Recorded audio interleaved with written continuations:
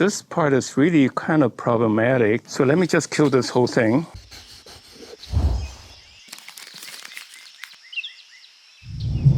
Hi, miltonchang of Bonsaiheirloom. Today I'll do 3 Procumbens Nana. They are very nice green foliage, very tiny. And the way they grow is that they grow Procumbens in a sense of hovering over the ground, like covering like a ground cover. They're beautifully green. The problem with these for bonsai is that the trunks rarely get thickened.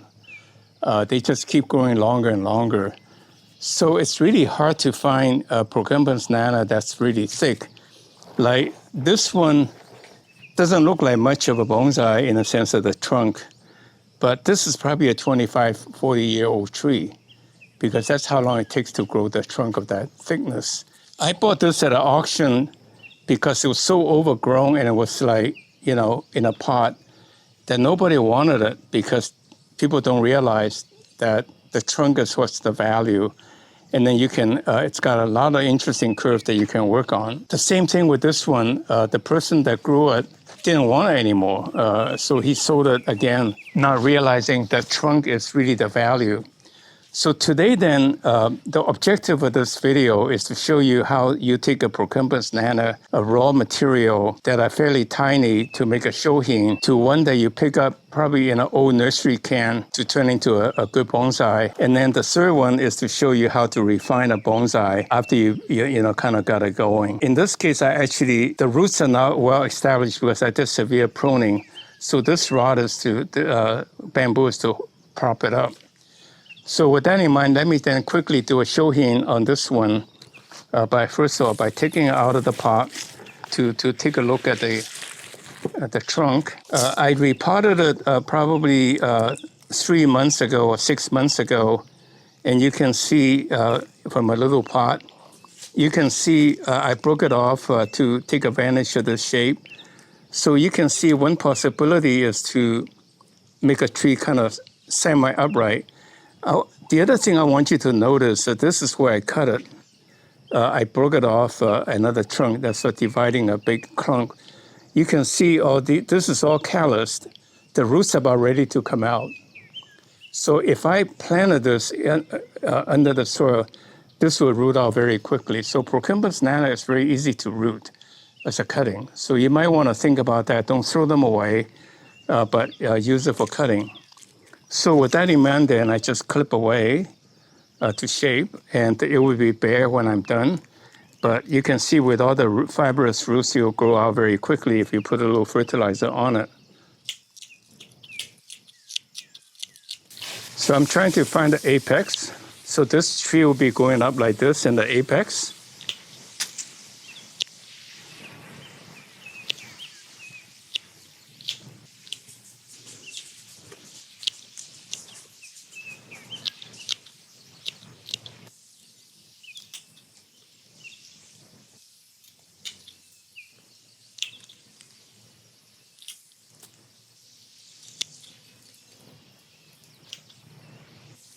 So there you are.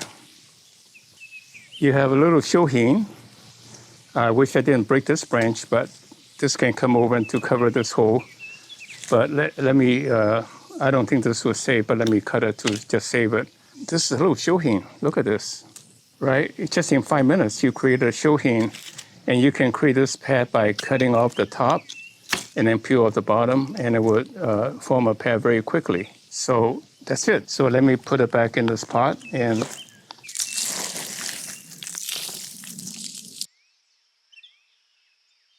so what I would do is that I'll take these 3 trees and put it in one video, and I'll update that every 3 to 6 months to show you how quickly it fills out. So this is again the second one. Let me take it out of the pot to study it. Bill, who sold me this bonsai, he was going to do a cascade, which I'm not sure. I think that's the obvious one with a long branch, but I'm not sure that's the optimum use of this design of this tree. So let me take it out of the pot and try to study the possibilities to do it together with you. Actually, this is more than a year ago, a year and a half ago, I bought this tree. You can see plenty of roots. They Procumbens Nana is a very rigorous growing tree. So this would be a better design. I was going to use this, the apex, but look at this. Look at the curve. So let me see.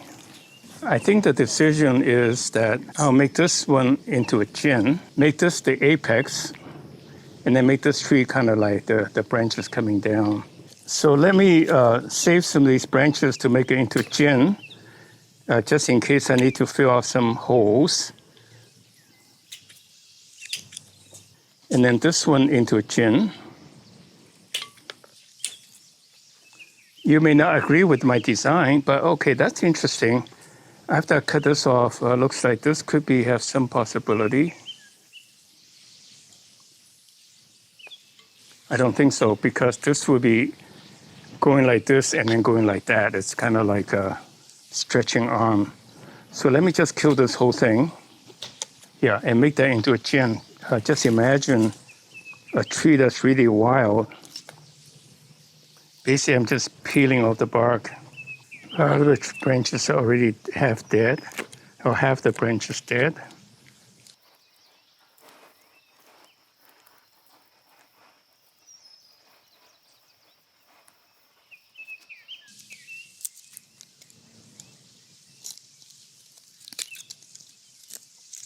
This tree is looking like this, with this big chin.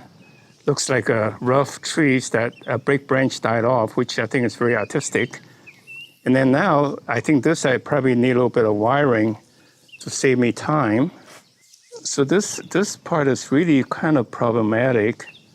This is going backwards. I should make it rhyme like the fact this is going this way. I should continue this one, but cutting it short. So possibly this is going the wrong direction. So let me just also make that into a chin. So you can see this flow goes like this and then flow like that. And now I got to work on this one. And here you can see the little wiring Bill did before to shape the tree.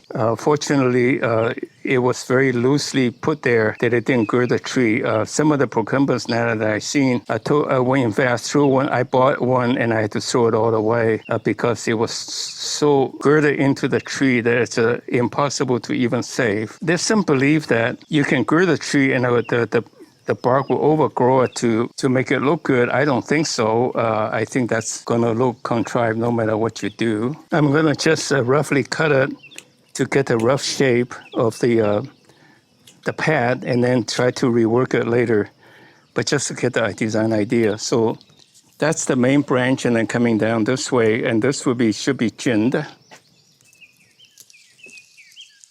You can see the bark peels very, very easily.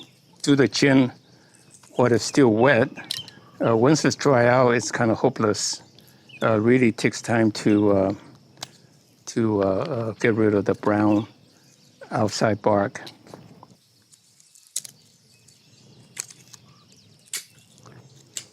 Let me save this for now.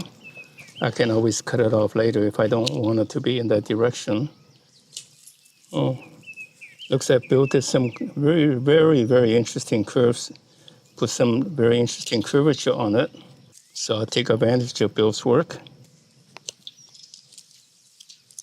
What you want to do is you should take care of little features like this little turn, because when you look at bonsai, you're captured by these interesting little vignettes, and that distinguishes from just a simple design. So this doesn't need to be that big, but it's more like going out this direction. I cut it short, maybe not the same right shape, but hopefully the branches will come out for me to reshape it again. So that is the strategy. So I'm not really worrying too much about the detail. It's a save it for the next time. So in essence, this tree is done for now. The first rough cut, this is the apex. And then this tree will be coming down like this. This is very rough cut. It will grow out every other direction for me to choose the angle and so forth the next time in 6 months, let's say. So that's the second one. I think this will be a decent tree. This is a tree I bought about 3 or 5 years ago, a big lump that nobody wanted it, and it was kind of like growing like this. And after I remove all of that, I see this beautiful curve. So I think for Procumbens Nana, you want to look for the beautiful curves and then go from there. And so this tree, I'll probably plant it a little bit more bang backwards and then make this the apex. I don't think I want it that long, but you can see I wired it about probably a year ago, although I did it very loosely so it didn't eat into the tree. But I really don't like to do wiring. So in fact, I show you what my alternative approach could have been. I wired this at a time because I wanted to have the apex more centered and going up. But if you look at it, this could have been a little branch that will grow up. It would take about 6 months to get to this size. It would be quite presentable. So an alternative I could have done is to cut this off and make this the apex. Or for that matter, I can take this branch and cut this off and make that an apex. But given this tree is like that and curving back, I think this could be a very interesting apex, either this one or this one. But I can see, can let it go to decide what next. By the time when I'm done with it, it will be very bare, but there'll be ample growth in about 6 months to rework it and to fill up. So I'm not worrying too much about it. So I think this could be an interesting apex. This could be an interesting apex because the tree is kind of going up like that. So let me just try to clean it off and let it grow up again. So this will be the second cut I do to this tree, or maybe third cut to this tree to reshape it. And like this is way overgrown. And you can see this is an interesting curve, which is an interesting feature that will capture the eyes. And this is totally distracting. So if I just cut this off and make this into a gin, I don't think I lose anything. So your eye will be focused on seeing this branch coming down like, oh, that's an interesting little twist. And then this one is kind of an interesting twist. So these are the little features, outstanding features that you want to put into bonsai, in addition to the main feature to attract your eye and get the ooh and ah as a result of it. After all, the purpose of the bonsai is to please the viewer. So you see, I kill this branch and make it into a gin. And I think that adds a nice feature. And then this one, I think this gets too cluttered. In fact, I'll make this into a gin. So the tree will come up like this and then go down. That's kind of a nice feature. Again, be bold. Don't worry about it. Branches will come out to give you the design opportunity. So you see, that's a nice little gin. So you create these little features to capture the viewer's eyes. And like this one, you want to kind of like go like this.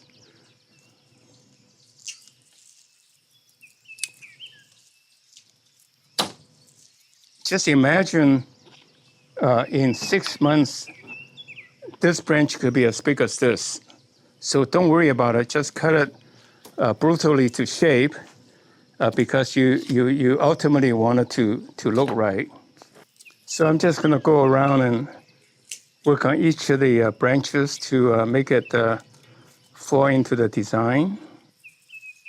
I'm being fairly careless at this point because I expect the rapid growth to give me design possibilities. So I'm not really worrying about the details, just roughly where the branch's placement wants to be, and then worry about it 6 months from today.